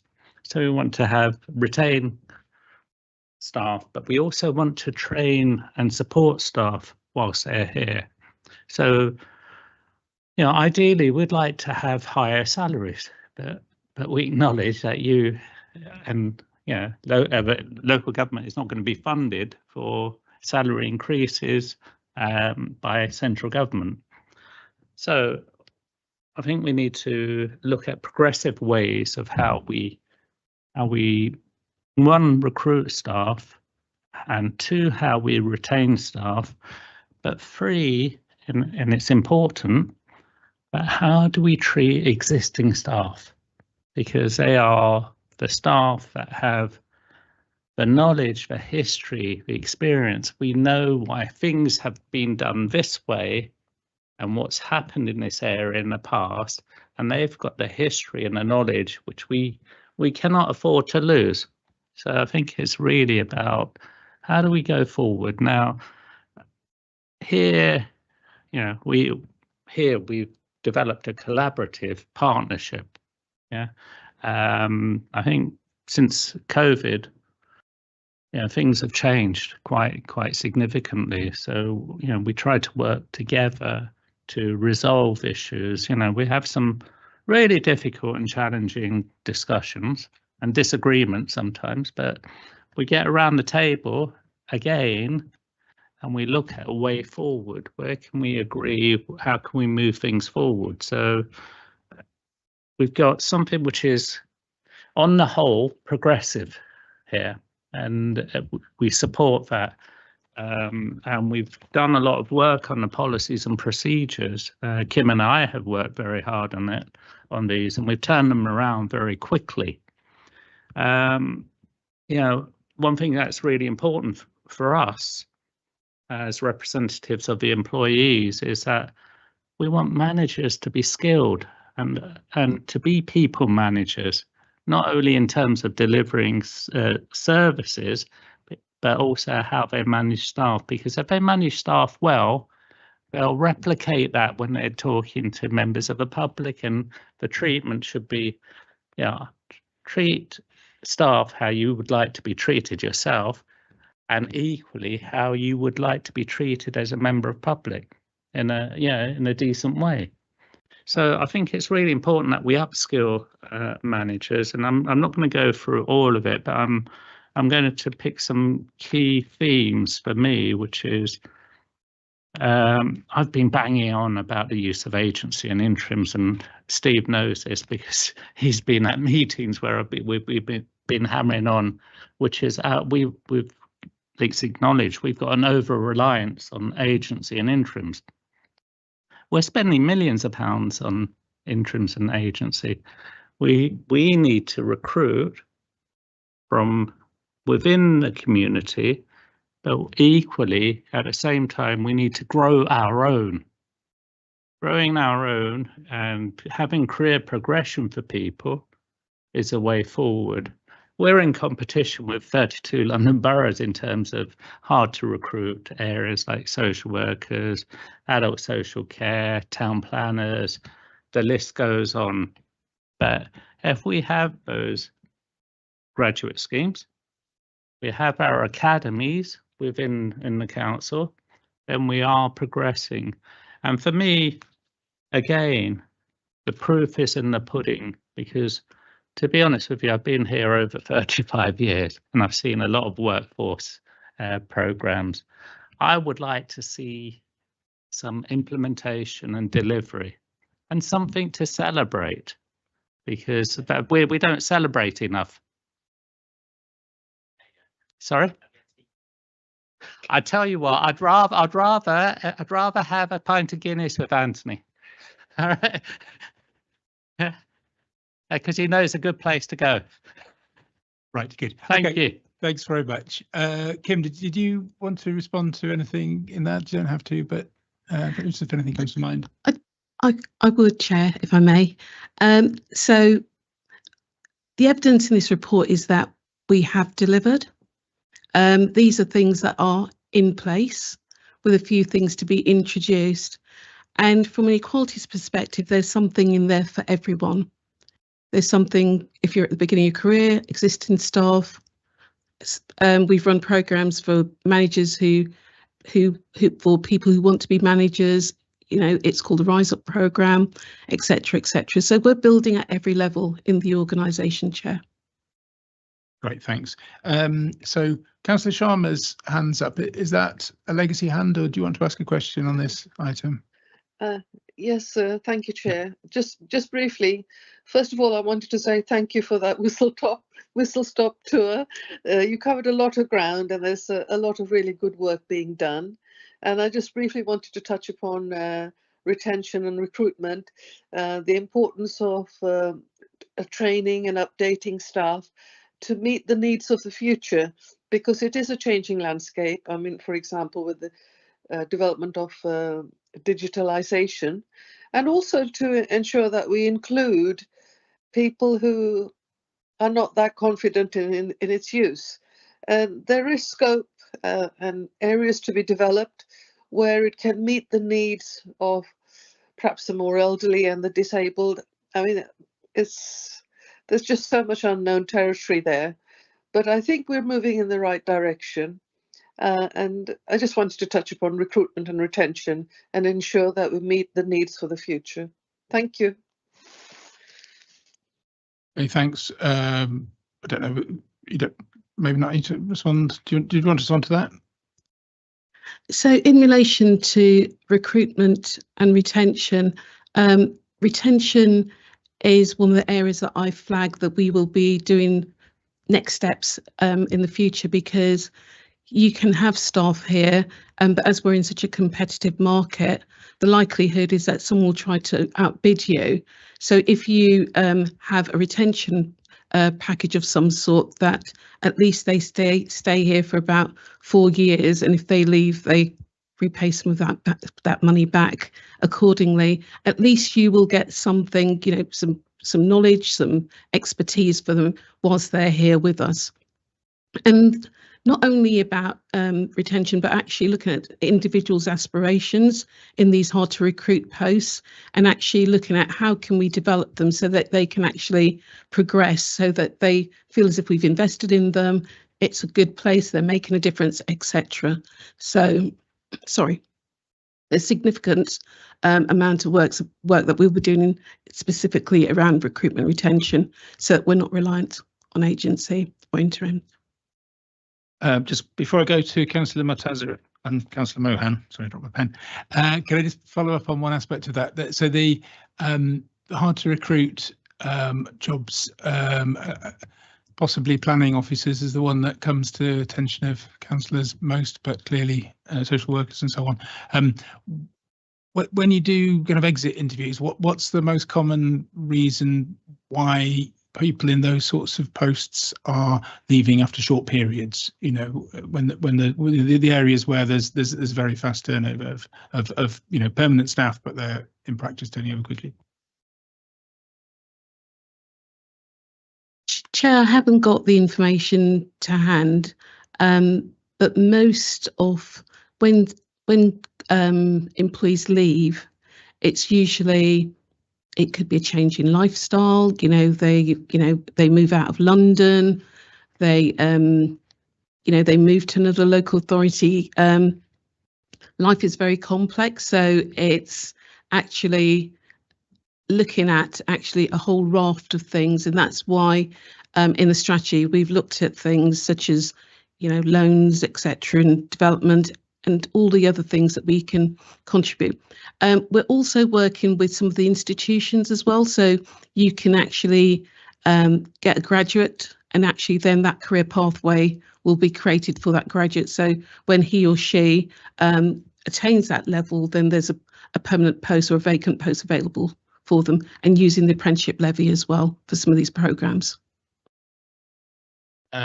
Okay, good. And Sukminder wanted to come in on that as well. Yeah. Sorry, I think we also need to be cognizant that in Ealing we pay outer London weighting, and many people, and it's tough times for everyone in terms of finances.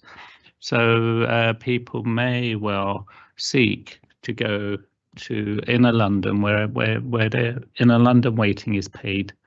So it's a difficult one. People do have life-changing experiences or want to move out of London, but it's also, how do I pay the mortgage? How do I pay for the increasing energy costs and the increasing food costs? And when you go to a supermarket, so money is an important factor, but we all know that boroughs are cash strapped, aren't they? Okay, Councillor Murtaza.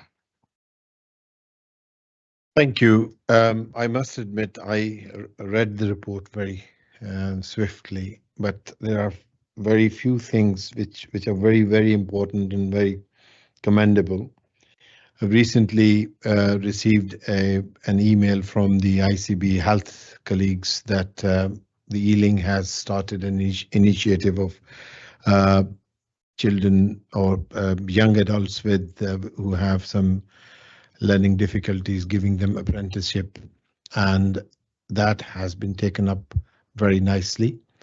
It will have a dual action. Number one, that those young adults which have special needs, they will be given an opportunity to work within the borough, and that is a very good, and it's very well taken up by all the healthcare providers. The other thing is that have we looked into offering some recruitment to the care leavers, especially the people who had a prolonged period of care within Ealing Borough, and we have a link with them.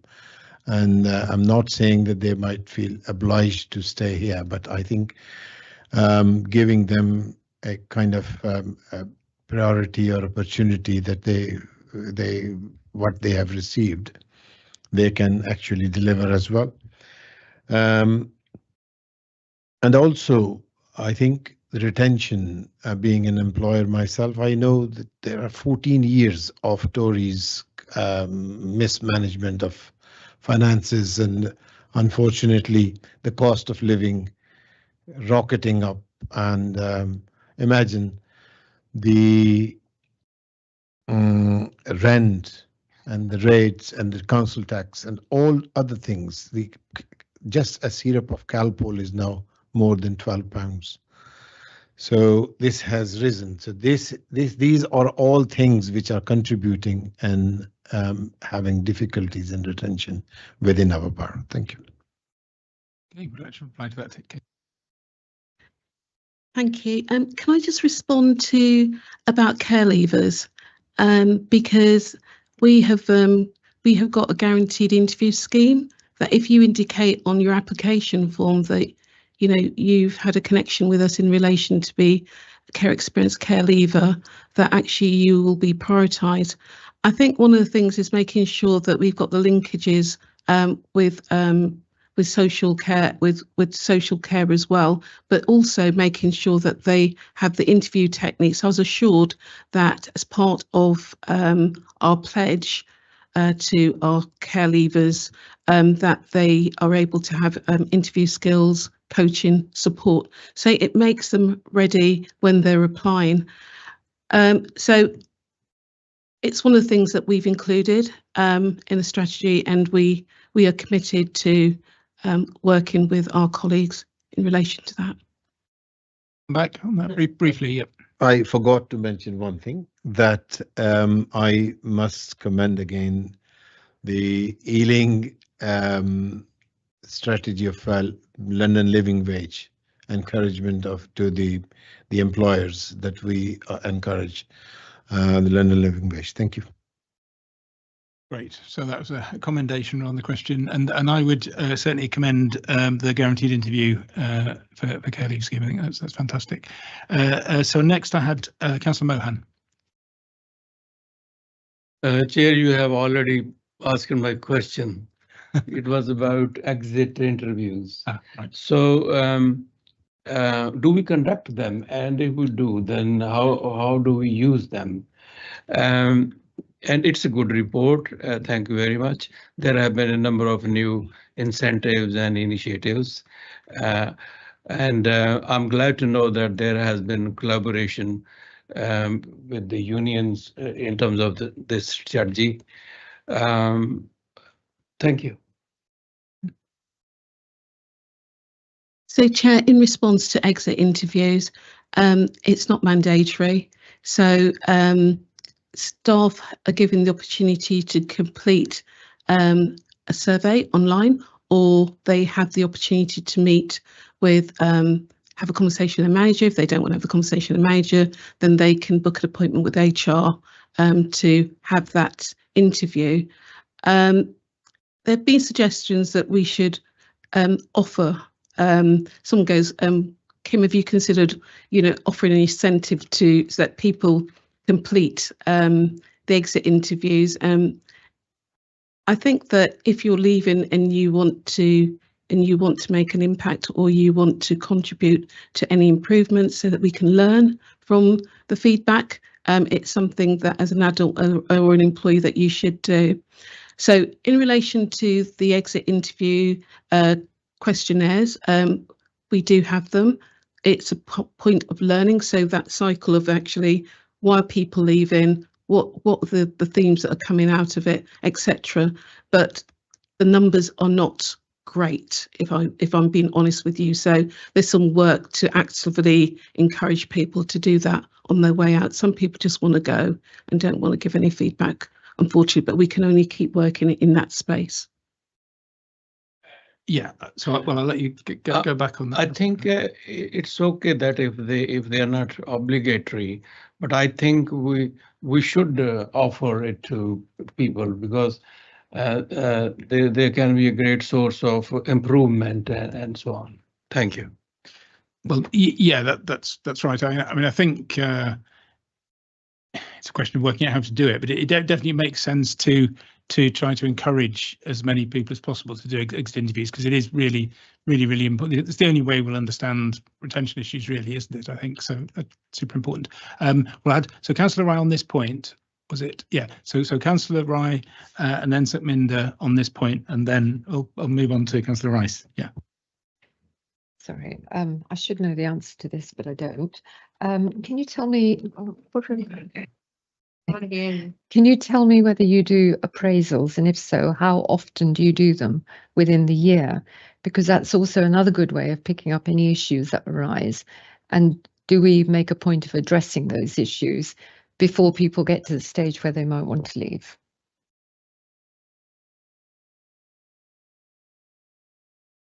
We have annual appraisals once a year, but you also have a mid-year appraisal and you have regular one-to-ones with managers. So there are a number of ways that staff can raise concerns. We've also got the trade unions, we've got managers, you've got HR. There's a range of ways that if I was going to use, I'll use the word unhappy, or you want to talk about your career. There are different ways of doing it, and if there are any underlying issues, there are clear processes and procedures that individuals can, be involved in and raise issues. So there's a whole range of things, but in appraisals, there should be no surprises because you're having the regular meetings, one-to-ones, you're having the mid-year review, you're having team meetings, etc. So they are all in place. And one of the things we are quite clear about, everyone has to have an appraisal, that one-to-one with their manager, in addition to all the other mechanisms in place. So, sorry, may I ask a supplementary? Very, very briefly, because we're kind of getting bogged down on speed. How confident are you that they work well? Can I respond with a percentage? So with all the mechanisms in place, I feel that it's about 80 to 85%. Yeah, so again, Sukhminder, again, briefly on the same point. Very briefly, in terms of exit interviews, we encourage staff to go through the exit interviews, not necessarily the questionnaire, but it's better to sit down with someone from HR and speak about the reasons why people are leaving, and that could give us an insight of what we could do differently to change basically and make it better. In terms of appraisals, I think I just need to give you clarification that we have this is going back a few years, is we've developed an appraisal system which we were involved in some years ago, and it's more of a development appraisal of what's the individual got aspirations about doing.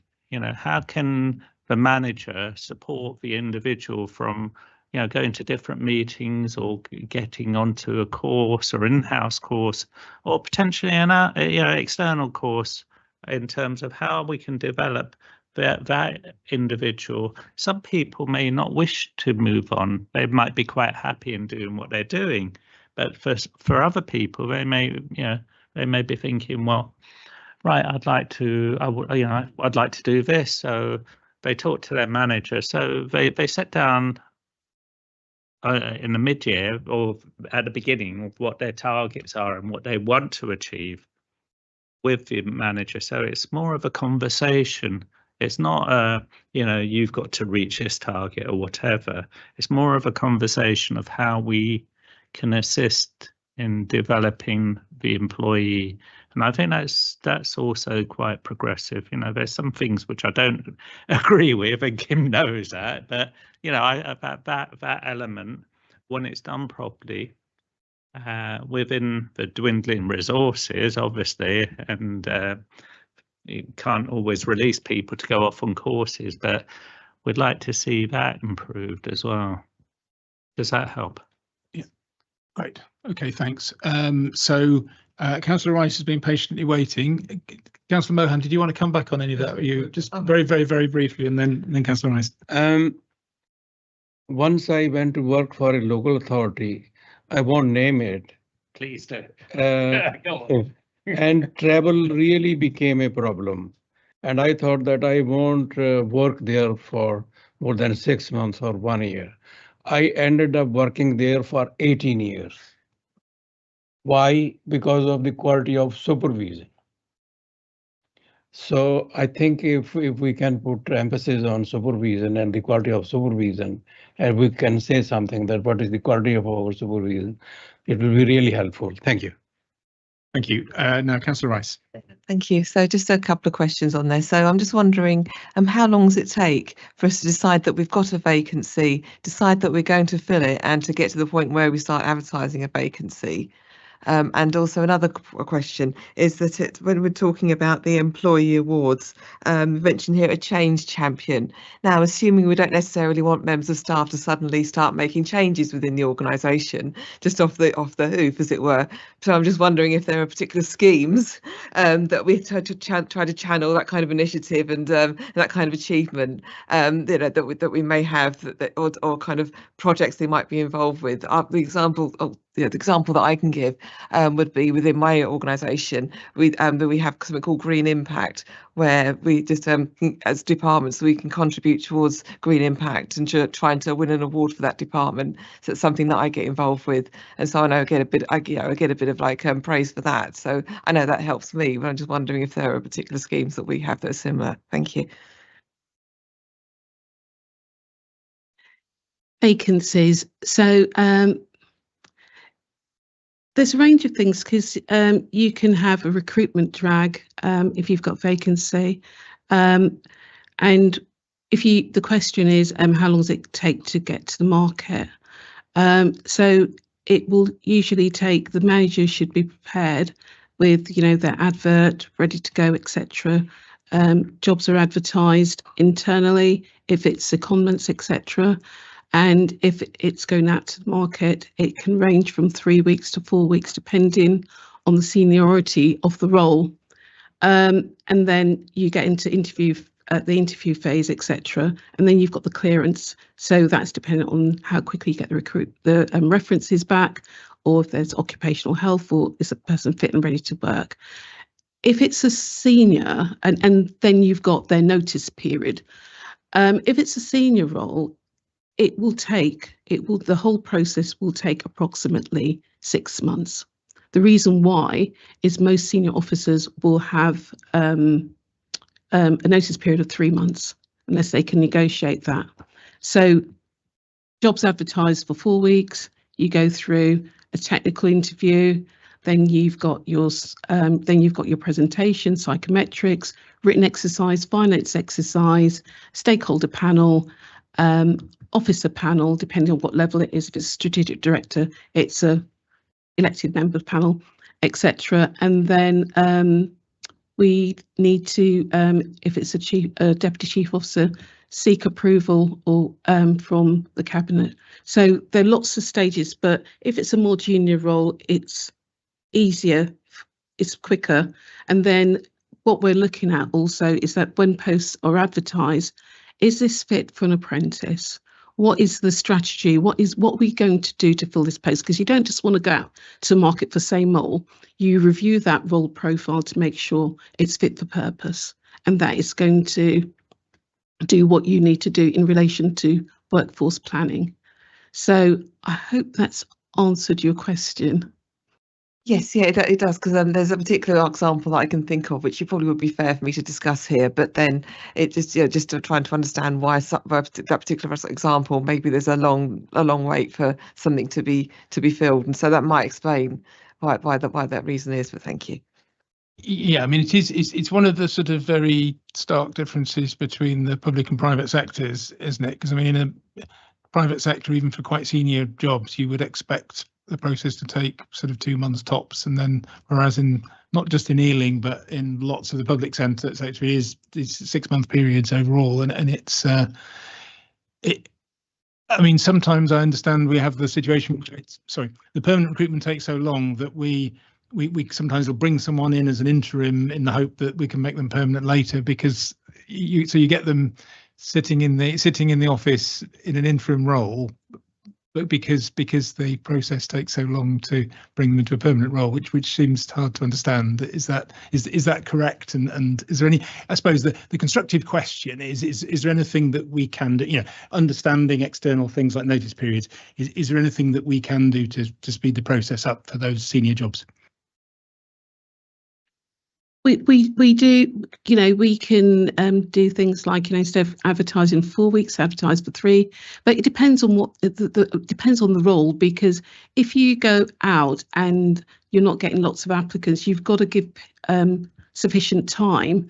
And it's also about timing, checking the market to see that your neighbouring boroughs or other people haven't got the same job out there. So you get into that competitive nature of trying to recruit, etc. So recruitment can be quite complex for some roles. And what we want to do also, and making sure we've got a diverse field as well, so that we've got representation. So making sure that we go out in a timely way, we're selling the best of Ealing. We make sure that we've got all the benefits that we can advertise. So, Chair, the process can be sped up, but the benefits of actually making sure that you've explored your options fully, and you've got the right person with the right skills and ability to do the job is really, really important, because serving our community is really, really paramount. Thanks. So yeah, and also about the change champion. Thank you. Sorry. Oh, sorry. Yes, there was another question, wasn't there? Yeah. Okay. So changes. So these are the categories, and sitting below the categories are going to be various criteria that needs to be met. So we've got a range of things happening in the council, and you want to recognise the enthusiasm of individuals. So it's how well can the nominees, and it's going to be your peers or others, can put a case together to say that as a result of Carol doing X and Y, it's made a difference in the community, etc., etc. And these will be voted on, etc., etc. So yeah, so I think it's the criteria that sits below it that will give it make it come alive. To be honest, at the moment it's just a title. Thank you. That makes a lot more sense. Thank you. Yeah, as I say, you don't necessarily want people just to simply start making changes off their own back. Thank you. Thanks. So, Councillor Donnelly, you indicated a long time ago. Has the moment passed, or did you still? Well, it wasn't really a long time ago. And I really only wanted to speak once, so I kind of wanted to hear what everybody had to say, and then. So in that case, yeah. So I'll take Councillor Taylor, who's is that, I think that's the last question. I think. Is it all Councillor Rye is thinking about it? No, Councillor Taylor. So I'll ask Councillor Taylor's last question, and then I'll ask you to. Yeah, okay. I've got a few points. I think actually thinking about it, I should have declared an interest, having worked for another local authority now, in context there. So I'm not going to cover some of those issues, some specific issues. Just on interims, and it's not about specific ones in mind, but is there do they come in and do you say to other staff how long they're here for? Because it can have an impact on motivation of existing staff, and that's not new. That's always happened at lots of places a period of time. So just an employee awards. Forgive me, I'm wrong. I thought we had employee awards before. Did we not? Yeah. There was an event or something before as well. Is so?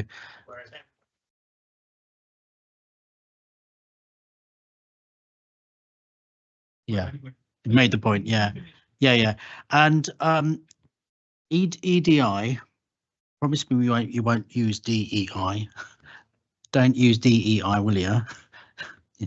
That's the American term, isn't it? DEI, but just on EDI, it says a vision and a mission statement, but I'm sort of going back 3 years now, and I think we brought it to an AV and Scrutiny meeting, I think, as well. We looked at where we are in qualities in terms of senior management. I don't know what progress has been made since then. So having a vision and mission statement is one thing, but are there like targets sitting underneath that?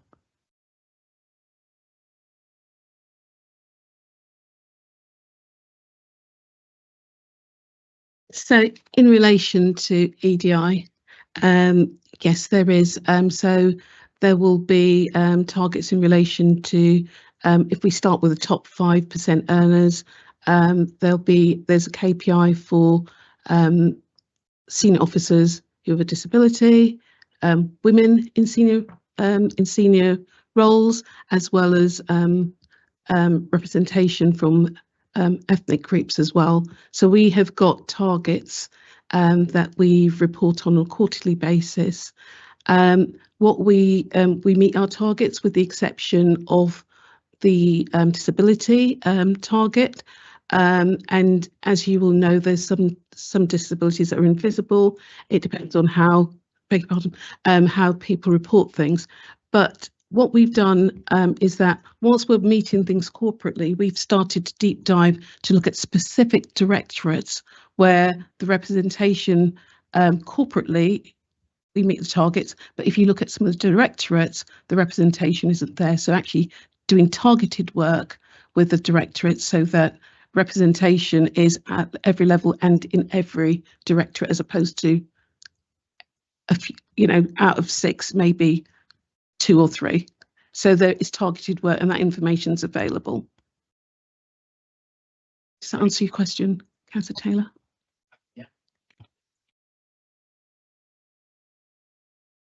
Well, yes. Yeah. Okay. So, I mean, I kind of mentioned that as well. Yeah. So I guess is there anything we can do? I suppose it comes back to the what we were talking about really a moment ago about the length of the time of recruitment process to some extent. But I guess the additional point you had was really about does having interims in for long periods, does that affect the morale of the staff underneath them?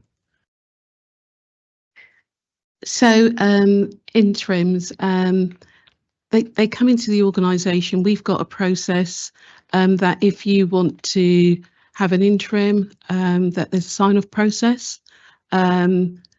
Myself and Emily, the Section 151 signs those off. They're monitored on a regular basis. And the question you've asked is, does it have an impact on staff? Staff are really interested in interims. How long are they going to be here? And we respond to questions as to if they're here for longer, there will be a business case or valid reason for that to why it is so. So I think using interims is not a bad thing. It's making sure you use them effectively. Okay, thanks. So now we'll finally for this item we'll go to Councillor Donnelly, and you can respond on the whole piece. Yep. Yep. Or just comment where I think I can add some value, Chair. I want to start really by saying it's almost like why do I think it's important that I'm here or speaking? It's because I think the missing element, and maybe it's made a difference in terms of what Saminda referred to as previous generations of good policies, but ineffective implementation, is I think there has to be a political commitment to the things that we've been talking about. I think administration has to both take them seriously and make clear that they're taken seriously.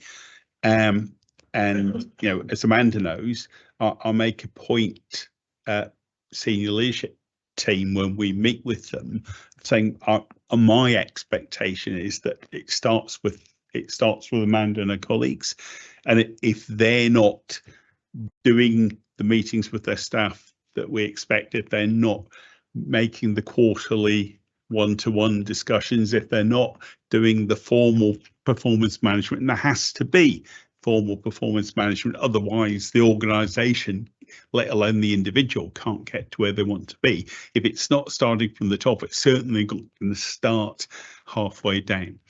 So I'm not sure necessarily that that's been a focus in the past as much as it is certainly for the current cabinet, and I can say for me as an individual, I want to take a moment to say how much Kim has done to make change here by her personal example and the blooming hard work that she's done. Compared with before she arrived, we had big turnover in senior leadership. We had to go out effectively and pay to get those processes run. Kim has been handling a lot of stuff recently and managing it internally and getting us the same as good results. And she and I and she and Sukminder and union colleagues are working closely to get those things effective. I want to recognise that we have very positive relationships both with Unison and with GMB. if we didn't have moments of creative tension, neither of us would be doing our jobs correctly. Correct tension, you know. So, like for example, if I occasionally remind Unison that London waiting was abolished by agreement 25 years ago, that's a moment of creative tension. But I know that London activists in Unison are keen to see London waiting restored. However, the differences between inner London and outer London in terms of costs remain. In terms of the knowledge base, I mean, at some point, everybody's going to retire. Even St Minder is going to retire at some point, and there's a knowledge base within the Unison organisation. Again, it doesn't really, you know, whether that happens when somebody is 40 or 50 or 60 or in the current age, you know, can be 70. You've got to be ready for it whenever it happens. So I think seeking to have a workforce whose demographic in age, as well as in other characteristics, maps across the broader community is helpful. But you can't just snap your fingers and make it happen. I think areas like you know, scarce skills, areas like planning, certainly there was a point where private consultancy firms were creaming off good planning officers all around London, especially because there were so many planning applications going on that needed advocacy. Now, that market, shall we say, cooled somewhat since Liz Truss pulled the rug from under the construction industry. So things flex, don't they? You know, the hot spots, the cool spots, they change, and we've got to be versatile to them. The rates of pay are national rates of pay, and they're negotiated nationally. And so we have, to a degree, limited flexibility in how we operate within that. And some of the most important skills in today's society, which are tech skills, there are people who are going to pay way above what a local authority is able to pay for a full-time person. And yet, for example, in terms of cybersecurity, probably the single most important thing that's going on right now. Yeah, when you read about attacks, you know, we're attacked multiple times a day. We are attacked multiple times a day. So it's not a question of we've been lucky because nobody's come for us yet. People come for us from all over the world every day. And so we have to find a way of defending ourselves. And ultimately, our ultimate commitment, we've got to find a way to keep delivering the service. And if that means sometimes flexing to have agency or interim, great, but we do it in a controlled way. We don't have a situation in which managers are gaming permanent versus interim in the way any organisation any of you have ever worked in, managers game resource. And we've been no different over the years, but we want structure, we want value, we want control, we want well-motivated, well-trained, well-supervised, fantastic point by Councillor Mohan, well-supervised and managed employees who look like our community and who are proud to work for our community. Simple objectives, and I'm sure that we're going to continue to get closer to them. Thanks, that's very helpful. So finally, recommendations. One that came up to me was we were talking about exit interviews. Would it make sense to have a recommendation that we should encourage more staff who leave to do some form of exit interview? I mean, we don't need to be prescriptive about how that's done, but two of them there. I don't know if that'll help. But yeah, but you know, without being prescriptive about how, I think that would be a useful thing. Do panel members have yes? What does it? Sorry. I think that's a good one. Good one, and then supervision. Well, what would the specific recommendation? I mean, clearly it's a point. If you want. Oh. I think we should be saying to future employees that that we offer good quality supervision. Something around that. I'm not sure what other panel members think, but it doesn't sound. Yeah, perhaps doesn't sound to be hugely specific. But do you want to come back on that specifically? Yeah, I do. Where is I understand why you're saying. My understanding is because I have them as well, but they're like one-to-ones basically. It's just a different name. So yeah, the regular one-to-ones, and that is transforming the culture. I think you were saying earlier, from the fear of a employee thinking, oh my god, what have I done? I'm going to be in trouble because I haven't done this piece of work, and actually focus on development, or what else, what we can do. So it is great what you're saying. Supervisions is one. I have monthly ones. That's what we call them, one-to-ones or straight supervision. I mean, I'm not the way I was into. I thought you just meant supervision generally, just the process of having good management rather than,